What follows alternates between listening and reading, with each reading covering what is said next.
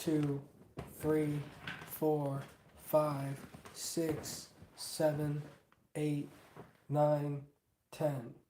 Hey, it's Eric Leo 108, the sociologist, philosopher, and hip hop artist with the Monday update for January 5th, 2026. I release new music every Friday. The four tracks coming out this month, and this is the Monday update. The four tracks coming out this month are Greta Thunberg, which just released Friday, Amber Ruffin, The Pen, which is a re-release, Read 108 remix or dance mix, and Carpenter comes out first Friday in February. I'm currently live on Instagram, School, and YouTube. I go live every Friday at 3 p.m. Eastern for a listening party and 3 p.m. Eastern on the first Monday of the month for a monthly update. I'm late today. It's currently 5:19.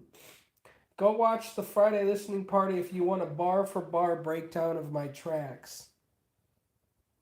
I plan on releasing 3 albums so far this year: the Mister Congeniality 2 album, the America 2 album, and a personal album. Maybe more if I have the money. I'm in the midst of releasing Mister Congeniality 2 as singles. Both Greta this last Friday and this coming Friday, Amber Ruffin, are tracks from the album. So is Carpenter. In 2025, I released 74 tracks across 54 drops. I have published 10 albums and 8 EPs over 233 tracks. I will be releasing every Friday still in 2026. Some of them will be re-releases as some of my songs got taken down, as we will talk about. This is your reminder to please like the video and subscribe. It really helps the channel. Working projects, that was the Monday update. This is the working projects and personal update. Sorry, I still have a cold. I hope you had a wonderful holiday season. I did have a good holiday season with one glaring exception. The songs I have with big names like Lil Wayne and Wu-Tang, I have contracts for. DistroKid won't let me upload them. I have to go through a special distributor, and I was at Revel Distro. Well, Rebel, it's Revel. Revel. Well, Revel Distro did an internal update to their system, which resulted in them taking down 21 of my 23 tracks, including my best performing songs on Spotify, like The Game Is Real, featuring Lil Wayne, and Leo the Lion, featuring Method Man and Shyheim. I'm at 3,000 monthly listeners on Spotify when I was at 10,000. I'm at 3,000 monthly listeners on Spotify when I was at 10,000. I also haven't been able to withdraw my earnings in months on that distributor. When this first happened, I was completely distraught, and this caused me severe emotional and mental anguish. I'm so upset about it. I just coped with it. I've dealt with it. I still haven't fixed it, and there's nothing I can do. I haven't heard from them in 3 weeks since the first email about this. There's been literally zero communication, and the customer service is just like awful. So this has largely killed my momentum and will remain that way for the foreseeable future until I can fix it. I depend on these releases to have a big opening and make me residual earnings whose momentum will be killed by this. This was not my fault. I did everything right, and this is a major setback that I will probably never be compensated for and will take me months to recover from.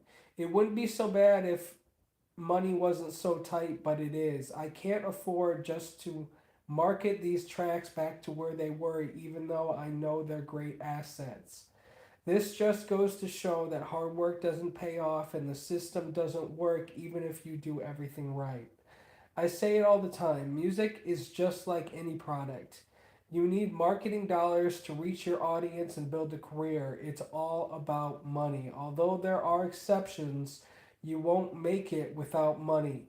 That is the barrier to entry. Money is the barrier to entry, and your success depends more on money than it does on talent. So, with that said, what have I been working on? The Mister Congeniality album is done and in the banks. I have all the tracks done. I have the majority of the tracks to my personal album finished and in the banks, along with 10 new major features that I talked about in the last Monday update. I have the ideas for my next three books. The first draft, the first draft to Dark Racism is done. I am writing a book that complements Dark Racism about hip hop and about hip hop history and who the GOAT is and how to find it. I'm also writing a book to complement Farming Humans called The American Nightmare Project about how the American dream is really a nightmare. I have filled out a grant to hopefully get my master's paid for sociology. If I get it, I'll be getting my master's online at Arizona State University or New Mexico State University. It's all filled out. The grant is filled out, not the application to sociology. It's all filled out and I'm waiting for my recommendations to finish on their end. I have been consistently looking for more viable grants, but they're few and far between. There's basically no help in America without paying for it. I have to find a nonprofit to do my taxes because I can't afford to get them done in other country. And I just want this is like the thing. Like this is like I hate it because I know all this kind of stuff. In other countries, they send you a bill for taxes. The reason we do it this way in the US, where you have to get your taxes done, is because H&R Block lobbies to keep the industry around so they can stay in business. This is just like with single payer health care or education, how they want to make it private. They want to privatize it so they can make it so they can make it uh, an income stream, um, and then leverage it. Yeah, which is just another reason why I hate this country. I never made a sales page to sell features. I haven't been motivated ever since I lost momentum, which because it basically affects my marketability and price. I still haven't spent money on marketing. I don't have any money to spend. I need to network, but there is little opportunity where I live and traveling is costly. I don't have the luxury of get outside your comfort zone, which I think is just bullshit because it all comes down to money and not effort, anyways. The goal is still to prove the model profitable to find an investor. I gave up on the Instagram sponsorship thing. I haven't made any progress on live performances. I don't have time. I never think about it. I'm always working on the next thing. I haven't made any progress on sync. I haven't been focusing on content. I mean, I got so much other stuff to do and keep up with the tracks releasing every week. Um, it basically took up the last month. Um, that and filling out grants. It was it was too late to get a refund for the Music Mogul Mastermind, and I was rejected by Billy. He because he said you could get a refund after the first month, or up to the first month if you didn't like it. I was like a month and a half. We had one extra session, and he said no. I needed to teach me how to find ways to make money besides spending money and besides social media, and I don't think it's gonna do that. So I wanted a refund. There's all these people that swear by their theory of abundance and affirmations, so I made 2 tracks of affirmations to try and manifest wealth and success like everyone always talks about. This, I mean, Billy told me to do this in the Music Mogul Mastermind, and so did M on the Brain. I went to her webinar where she tries to sell you her mastermind. Um, so I made an affirmations track. I put it on YouTube. I listen to it most mornings. I have, I know the theory behind it. Like it's supposed to. It's like seeing a red. You have a red car, so you see all these red cars once you have one. It's kind of like this trait in the mind that you want to bring out to be able to accumulate or recognize wealth. Um, as a gross oversimplification. I have also been asking the universe for some sort of payoff for all my hard work on like threads and Twitter, but nothing so far. I'm going to keep this up for at least 3 months, but I'll probably keep it up all year long just to see if it works.